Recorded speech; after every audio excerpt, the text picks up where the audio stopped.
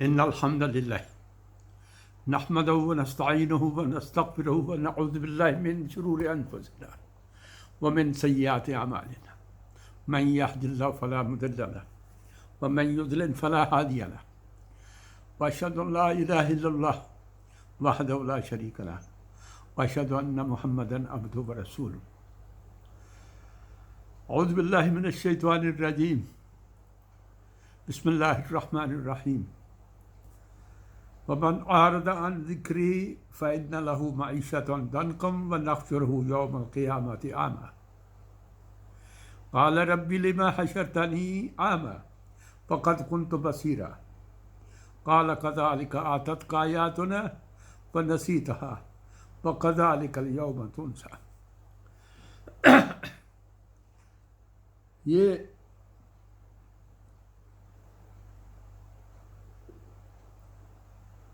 سورہ طٰہٰ کی 3 آیتیں میں نے آپ کے سامنے پڑھی ہیں. اللہ تعالیٰ کا ارشاد ہے کہ جو میرے ذکر سے غفلت اختیار کرے گا، میری نصیحت سے اعراض برتے گا، تو اس کا دنیا کے اندر حال یہ ہوگا فَإِنَّ لَهُ مَعِيشَةً ضَنْكًا کہ ان کی زندگی اس کے لیے اجیرن بن جائے گی، مشکل بن جائے گی. وَنَحْشُرُهُ يَوْمَ الْقِيَامَةِ أَعْمَىٰ اور قیامت کے روز ہم اس کو اندھا کر کے اٹھائیں گے. وہ کہے گا قال ربی لما حشرتنی اعمیٰ، میرے رب تو نے مجھے اندھا کیوں اٹھایا؟ وقد كنت بصیرا، میں تو آنکھوں والا تھا، دیکھنے والا تھا، میری بینائی تو ٹھیک تھی. قال كذلك آتتك آیاتنا فنسیتها، فرمایا جائے گا کہ اسی طرح میری آیات تیرے پاس آتی رہی اور تم نے ان کو فراموش کر دیا، تم ان کو بھول گئے. وَكَذَلِكَ الْيَوْمَ تُنْسَىٰ، اسی طرح آج کے روز تجھے بھی بھلا دیا گیا ہے، فراموش کر دیا گیا ہے.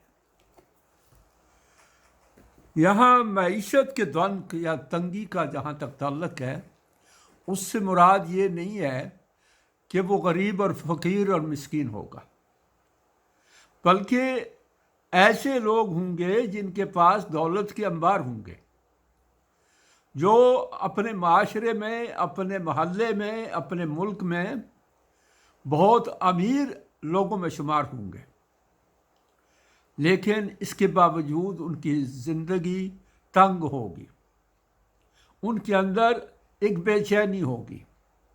وہ کسی جگہ پر سکون، یا ان کو جسے کہتے ہیں کہ کیفیت ان کے قلب کی جو ہے اس کے اندر چین نہیں ہوگا، مضطرب ہوں گے، پریشان ہوں گے، نیندیں اڑی ہوئی ہوں گی، دن کا قرار اور رات کی نیند نہیں ہوگی،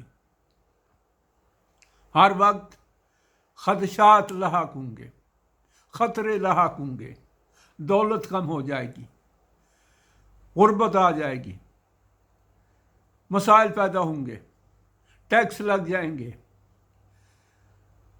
تو اس طرح کی ان کو پریشانیاں جو ہیں ہر وقت لاحق ہوں گی.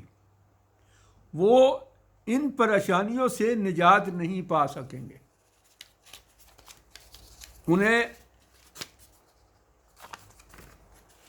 پیسے کے لحاظ سے کوئی تنگی نہیں ہوگی، روپیہ پیسہ ان کے پاس ہوگا، امیر ہوں گے، لیکن زندگی ان کی بے چینی کی زندگی ہوگی، پریشانی کی زندگی ہوگی. اندر سے ایک خلا سا محسوس ہوگا ان کو، اندر سے ایک یعنی کھوکھلا پن ہوگا ان کی زندگی کے اندر، اور وہ اس حالت میں زندگی گزاریں گے جس کے لیے قرآن نے لفظ استعمال کی ہے ضنک کا، یعنی تنگ. اب یہ تنگ زندگی جو ہے ان کی، اس کے بارے میں اللہ نے فرمایا کہ قیامت کے روز پھر میں ان کو اندھا کر کے اٹھاؤں گا. وہ کہیں گے اے اللہ میں تو آنکھوں والا تھا، مجھے تو نے اندھا کر کے کیوں اٹھایا؟ فرمایا جائے گا کہ اسی طرح میری آیات تیرے پاس آئی تھی اور تو نے ان کو فراموش کر دیا تھا، تو نے ان سے اعراض برتا تھا۔ کذالک آتتک آیاتنا فنسیتہا، اب کیا نتیجہ ہے؟ کذالک الیوم تنسیٰ، جس طرح زندگی میں تو نے ہمیں بلائے رکھا، آج ہم تجھے بھلا رہے ہیں۔ یعنی قیامت کے روز اللہ کا ان کی طرف کوئی دھیان نہیں ہوگا، اللہ تعالیٰ کی ان کی طرف کوئی توجہ نہیں ہوگی۔ گویا اللہ کی یاد اور اللہ کی نصیحت سے وہ بالکل غافل ہوں گے۔ ذکر قرآن پاک میں کئی معنوں میں استعمال ہوا ہے۔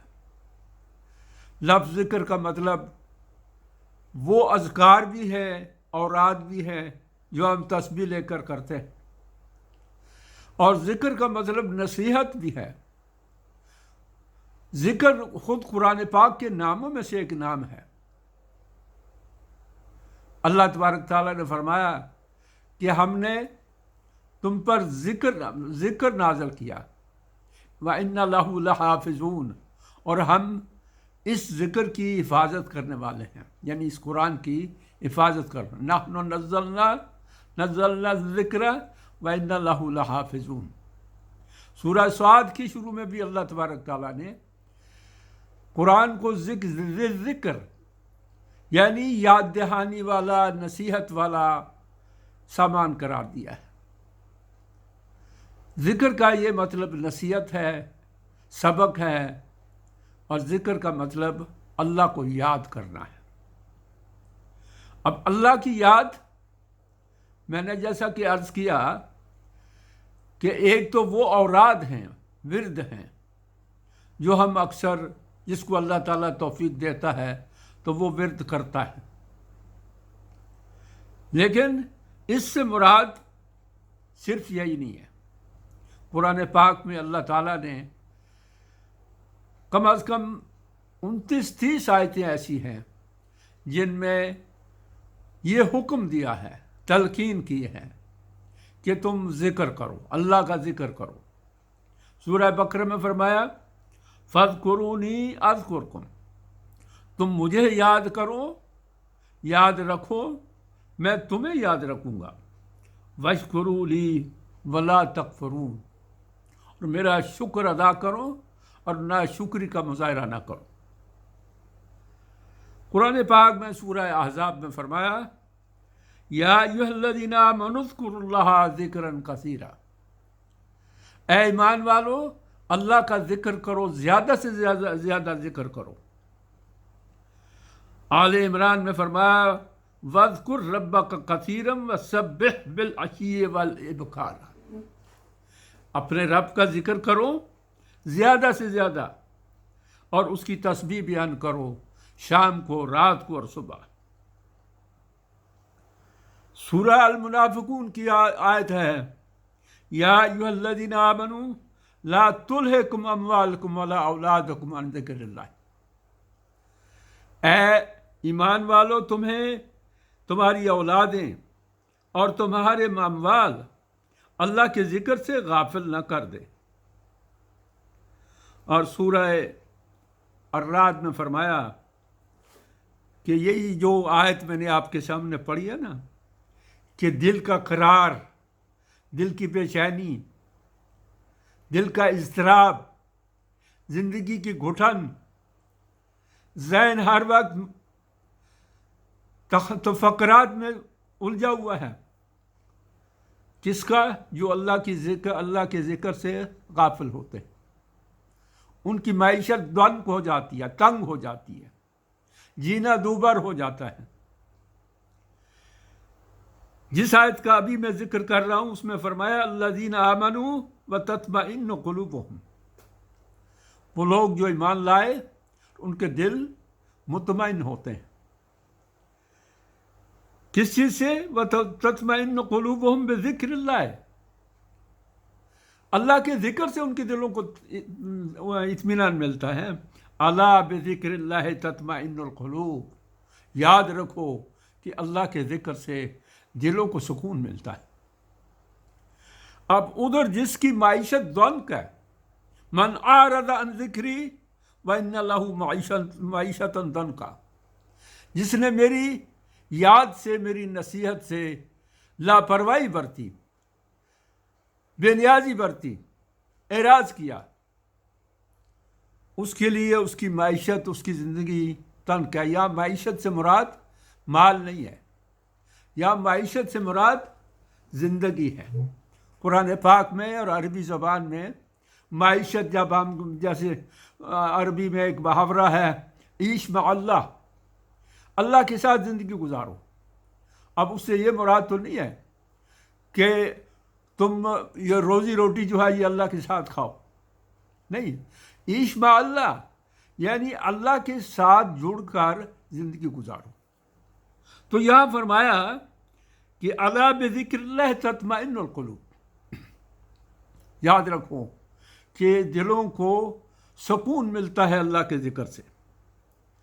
और सूरह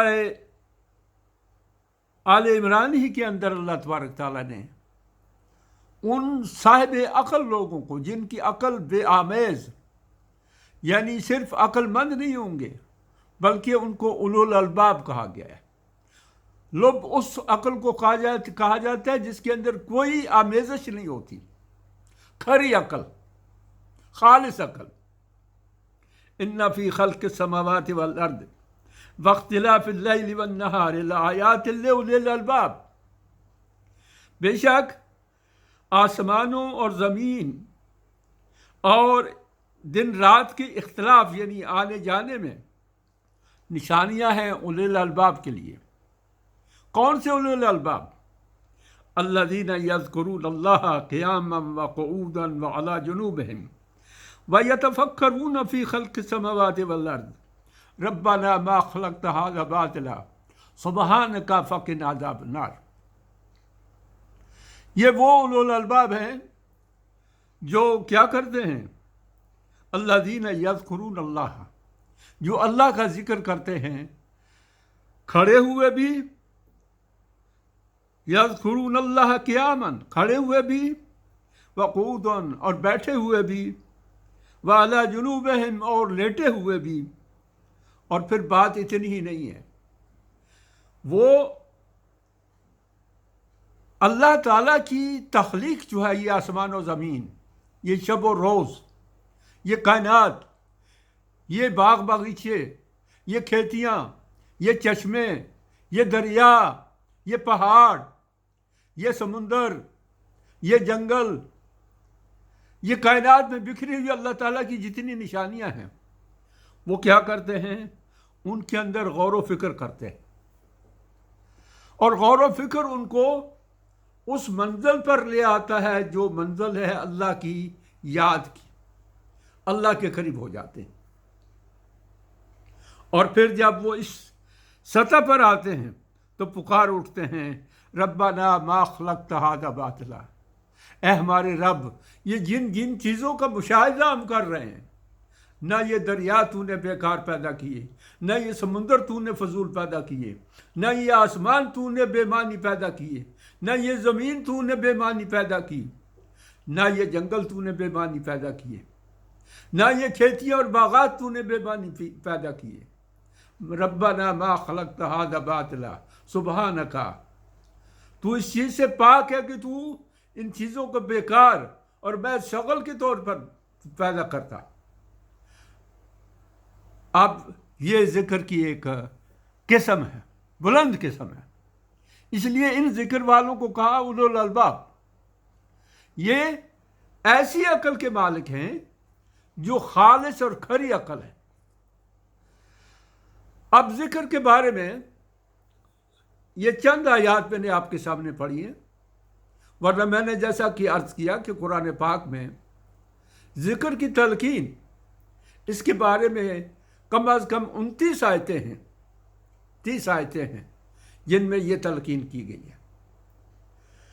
हम अमूमन समझते हैं خاص طور پر ہم میں سے وہ لوگ جو دین کے غلبے کی جد و جہد میں مصروف ہیں، وہ یہ سمجھتے ہیں کہ یہ ذکر جو ہے، مثلا جس طرح دعوت و تبلیغ کا کام ہے، اس کے بارے میں ایک خیال بیٹھ گیا، بڑا غلط خیال ہے، دلوں اور دماغوں کے اندر یہ خیال بیٹھ گیا ہے کہ یہ صرف تبلیغی جماعت والوں کا کام ہے۔ مولانا مودودی رحمۃ اللہ علیہ کی ایک کتاب ہے اسلام کا سرچشمہ قوت، اس میں انہوں نے بڑی تفصیل کے ساتھ تبلیغ کے ثمرات کا ذکر کیا ہے اور مثالیں دی ہیں کہ جن جن ملکوں کو تلوار کے ذریعے کیا گیا تھا، فتح کیا گیا تھا، زیر کیا گیا تھا، وہ مسلمانوں کے ہاتھ سے نکل گئے، اور جن ملکوں کو دعوت و تبلیغ کے ذریعے فتح کیا گیا تھا، متاثر کیا گیا تھا، وہ ملک اسلام کے دائرے میں ہیں۔ یہ مولانا مودودی نے ملائیشیا اور یہ انڈونیشیا اور یہ جو ممالک ہیں ان کی مثال دی ہے۔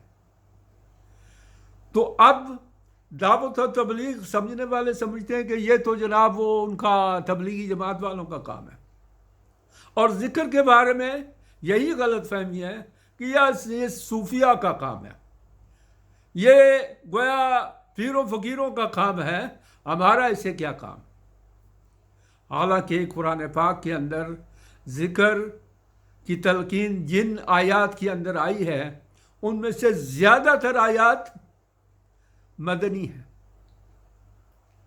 اور قرآن پاک میں آپ سورہ انفال کو پڑھیے، غالباً 45ویں 44ویں آیت ہے، جس میں کہا گیا کہ آپس میں اختلاف نہ کرو، جب دشمن کے ساتھ تمہارا مقابلہ ہو تو آپس میں وہ اختلاف نہ کرو، تمہاری ہوا اکڑ جائے گی، کمزور ہو جاؤ گے، اور ساتھ فرمایا کہ اللہ کا زیادہ سے زیادہ ذکر کرو۔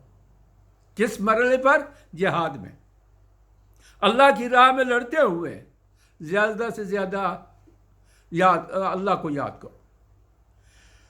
میں اکثر اور دیتا رہوں گا فلسطینی مجاہدین کی مثال۔ یہ جو غزہ میں لڑائی ہو رہی ہے، اس میں جو مجاہدین ہیں جنہوں نے اسلامی تاریخ کے اندر، میں نے شاید پچھلے ایک درس میں بھی یہ بات کی تھی کہ اسلامی تاریخ کے اندر یہ حضرت سید احمد بریلوی رحمۃ اللہ علیہ اور شاہ اسماعیل شہید رحمۃ اللہ علیہ کے جہاد کے بعد اب خالص ترین جہاد ہے۔ درمیان میں اور جہاد ہوئے،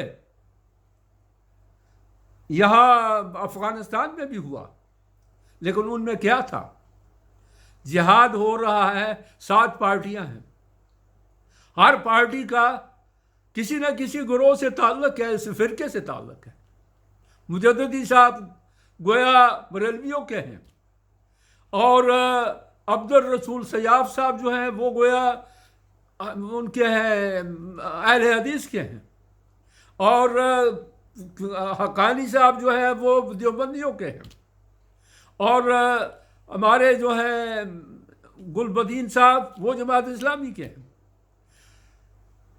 جنگ یا اللہ کی راہ میں جو جہاد ہوتا ہے وہ ہمیشہ ایک امیر کے تحت لڑا جاتا ہے، 7 امیروں کے تحت نہیں لڑا جاتا، ایک امیر کے تحت لڑا جاتا ہے، اس کی یہ خاصیت ہوتی ہے۔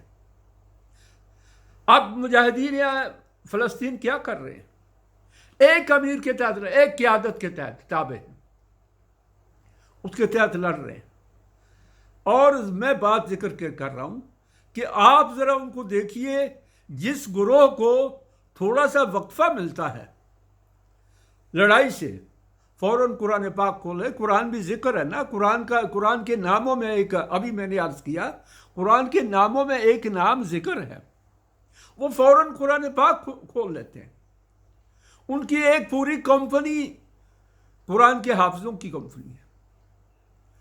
ہمارا اپنے دوست ایسے رہے ہیں، انہی اخوانیوں میں سے، فلسطین کے اخوانیوں میں سے، حماس کے اخوانیوں میں سے، جو ہمارے رفیق تھے، کولیگ تھے، لیکن جب ان کو پیریڈ سے فراغت ہوتی تھی تو ہم نے دیکھا، میرا ہی ہم نام ایک ساتھی تھا کہ وہ قرآن پاک کھول لیتا تھا. یعنی قرآن کے ساتھ ان کا تعلق کتنا زیادہ ہے کہ جہاد سے ذرا فراغت ملی، قرآن کھول لیا.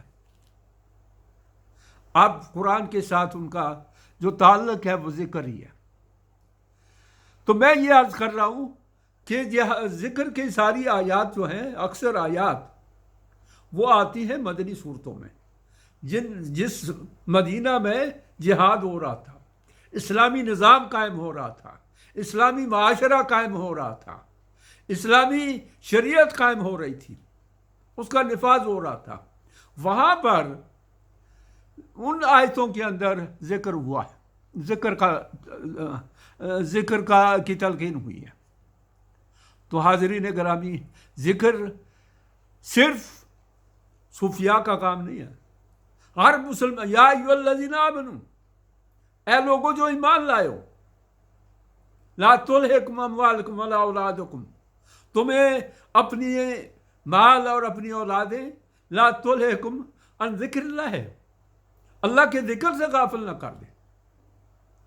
سورہ جمعہ کی جمعہ والی آیت جو ہے اس کے اندر کیا فرمایا گیا ہے کہ فَإِذَا قُضِيَتِ الصَّلَاةُ فَانتَشِرُوا فِي الْأَرْضِ وَابْتَغُوا مِنْ فَضْلِ اللَّهِ وَاذْكُرُوا اللَّهَ كَثِيرًا. جب تم نماز سے فارغ، جمعہ کی نماز سے فارغ ہو جاؤ تو اس کے بعد کیا کرو؟ زمین میں بکھر جاؤ، نکل جاؤ، روزی کماؤ، معیشت کماؤ، اور اللہ کا زیادہ سے زیادہ ذکر کرو، لعلکم تفلحون، تاکہ تمہیں کامیابی حاصل ہو. تو گویا ذکر صوفیوں کا صرف کام ہے، صوفی بھی کرتے ہوں گے، صرف صوفیوں کا کام نہیں ہے. یعنی یہ جو درویش اور جن کو ہم خانقاہی نظام کہتے ہیں، خانقاہوں والے لوگ، آپ جاتے ہیں ان کے پاس اور وہ آپ کو کچھ وظیفے اور ذکر بتاتے ہیں، پیر صاحب، وہ سارے مسائل کے حل کے لیے ہوتے ہیں. کسی کی اولاد نہیں ہو رہی ہے، وہ پیر صاحب سے وظیفہ لینے جاتا ہے. کسی پر مقدمہ بنا ہوا، وہ پیر صاحب سے لینے جاتا ہے، وظیفہ لینے جاتا ہے. کسی کی ذاتی زندگی میں مسائل ہوتے ہیں، وہ پیر صاحب سے وظیفہ لینے جاتا ہے. وہ اس کو کچھ وظیفے بتاتے ہیں، بعض اوقات کچھ قرآن کی آیتیں بھی ہوتی ہیں. لیکن یہ پیروں کا اور صوفیوں کا کام نہیں ہے، یہ مجاہدوں کا کام ہے. ذکر یہ اللہ کے دین کے غلبے کے لیے جد و جہد کرنے والوں کا کام ہے کہ وہ کسی وقت، آپ ذکر کا مطلب ہے تو ہے نا، ذکر یہ جو انگلیوں پر نبی، میں ابھی آپ کے سامنے عرض کروں گا. ایک تو ذکر یہ ہے، سبحان اللہ سبحان اللہ سبحان اللہ، الحمدللہ الحمدللہ الحمدللہ، اللہ اکبر اللہ اکبر اللہ اکبر، اسی طرح کے اذکار. ذکر کا مطلب ہے اللہ کو یاد رکھنا. میدان جہاد میں گولیاں برس رہی ہیں، اسرائیلی ٹینک بھی برسا رہے ہیں گولے، اور اسرائیلی جہاز بھی برسا رہے ہیں گولے، لیکن اللہ والے وہ یاد سے غافل نہیں ہیں، اللہ ان کے دھیان میں ہے. اللہ کا ذکر کرو کا مطلب اللہ کو ہر وقت اپنے شعور، اپنے خیال، اپنے دماغ، اپنے قلب اور اپنے پورے احساس کے اندر غالب رکھو. یاد رکھنا ایک ہے، یاد کرنا. یاد رکھنے کا مطلب دکاندار سودا تول رہا ہے تو وہ اللہ کو یاد رکھے کہ میں کہیں پکڑا نہ جاؤں، میں نے اگر یہاں ڈنڈی ماری تو. اور اگر ایک پارلیمنٹ کا ممبر ہے، وہ قانون سازی کر رہا ہے، تو وہاں وہ اللہ کو یاد رکھتا ہے کہ کہیں میں ایسا قانون بنانے میں اعلی کار نہ بن جاؤں جو اللہ کی بغاوت پر مبنی ہوں. اسی طرح زندگی کے دوسرے شعبے. تو حضرات، میں یہ عرض کر رہا تھا کہ رب ذوالجلال کا ذکر جو ہے، یہ ذکر یاد رکھنا بھی ہے، یاد کرنا بھی ہے. نبی پاک صلی اللہ علیہ وآلہ وسلم نے بہت زیادہ تلقین کی ہے ذکر کی. آپ نے فرمایا کہ ذکر کرنے والا اور ذکر نہ کرنے والا، یہ دونوں ایسے ہیں جیسے کوئی زندہ ہے یا دوسرا مردہ ہے۔ ذکر کرنے والا زندہ ہے، ذکر نہ کرنے والا مردہ ہے۔ تو اب حضور پاک صلی اللہ علیہ وسلم نے اوراد سکھائے، بڑے بامانی اوراد ہیں۔ آپ صلی اللہ علیہ وسلم نے مثلاً یہ فرمایا کہ کلمتان، دو ایسے کلمے ہیں، دو ایسے لفظ ہیں، خفیفتان علی اللسان، جو زبان پر تو بڑے ہلکے ہیں لیکن ثقیلتان فی المیزان، لیکن وہ قیامت کے روز ترازو میں بڑے بھاری ہوں گے۔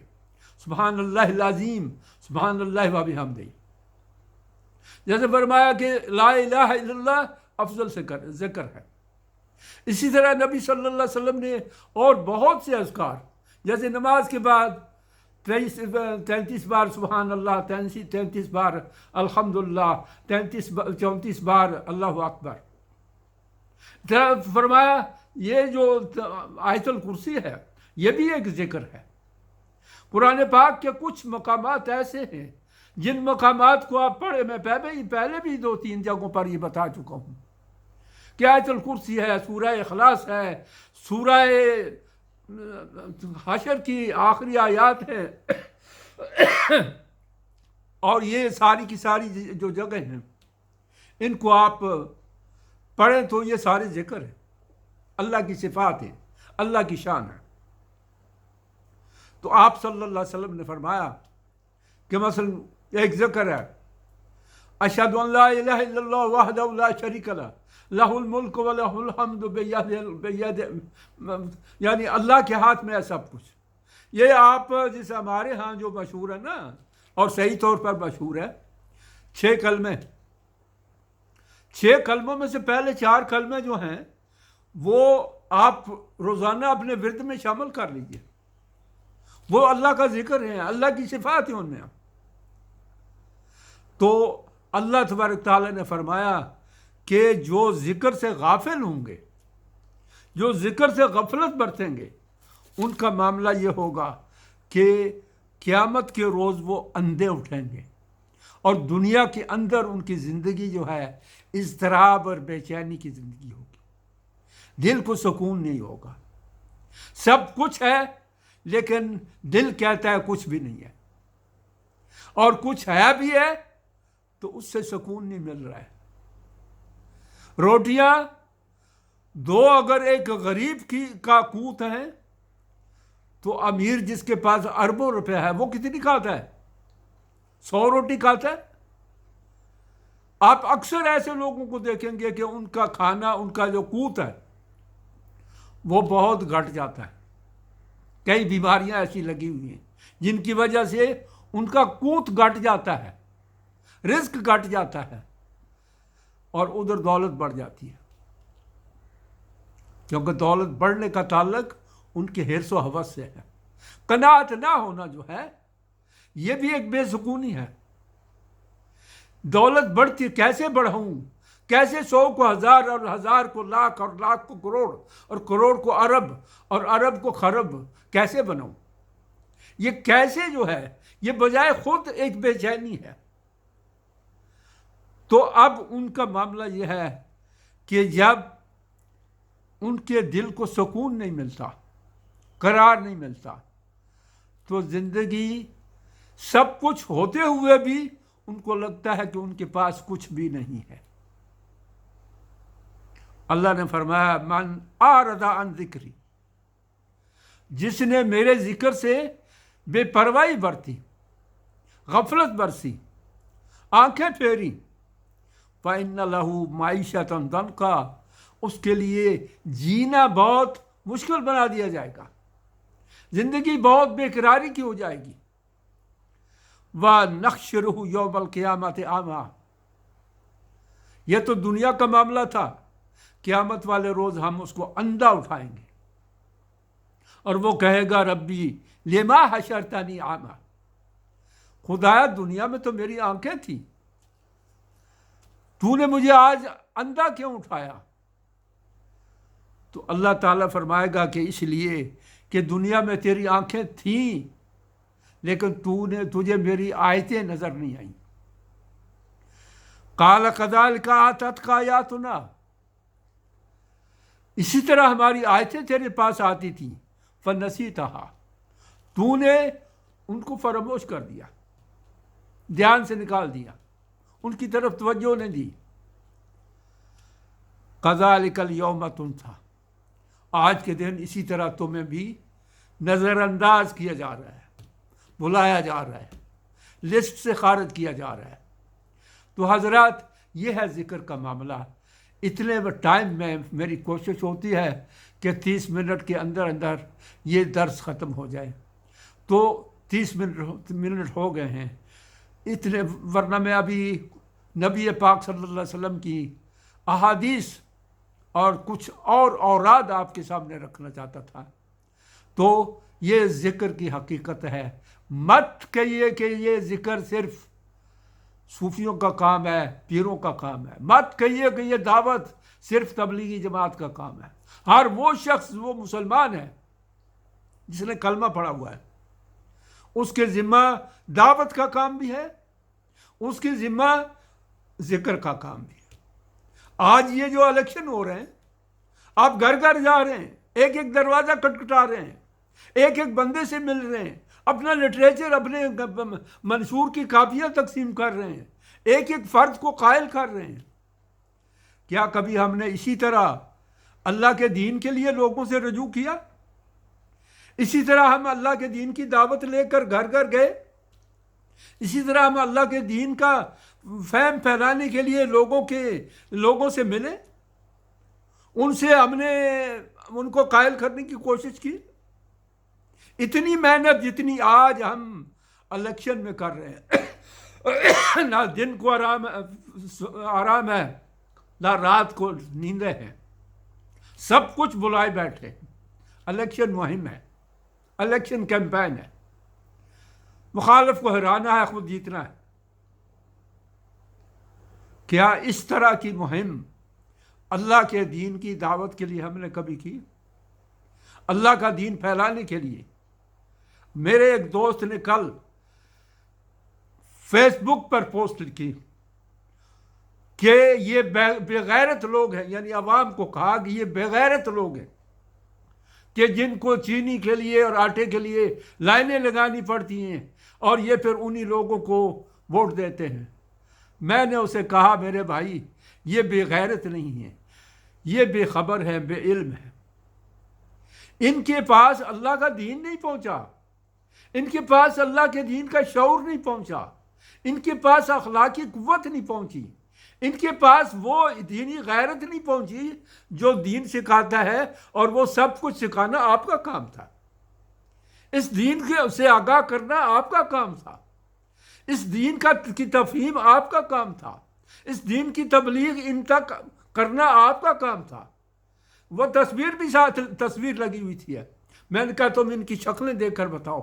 یہ وہ غریب لوگ ہیں جو کلمہ بھی شاید ابھی پورا صحیح طور پر نہیں پڑھتے ہوں گے، انہیں نماز بھی صحیح طور پر نہیں آتی ہوگی۔ آپ ان کو بے غیرت کہہ رہے ہیں۔ کیا کبھی آپ ان کے پاس گئے ان کو صحیح دین کا شعور دینے کے لیے، صحیح کلمہ سکھانے کے لیے؟ اگر نہیں گئے تو پھر بے غیرت کے اگر گالیاں کیوں دیتے ہیں ان کو؟ ان کا قصور نہیں۔